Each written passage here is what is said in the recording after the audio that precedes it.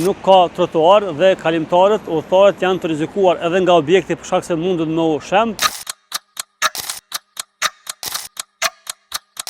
Edhe unë si shumë qytetarë të tjerë që frekuentojmë së bashku në këtë rrugë, ndjehemi të rrezikuar nga objekti në anën e majt, njëkohësisht ndjehemi të rrezikuar edhe nga makinat të cilat janë në anën e djathtë, sepse trotuari tashmë është bllokuar që një kohë të gjatë.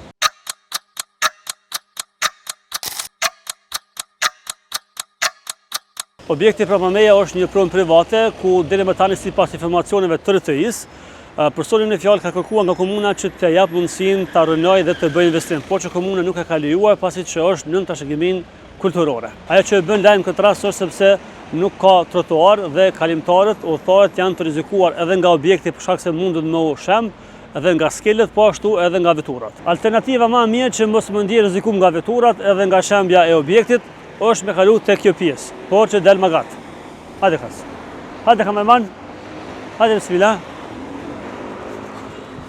Do të thonë që këtë kemi amojt, që kjo pjesë i rrezikuar edhe peçanit. Edhe me dalë këtina. Hajde bashk.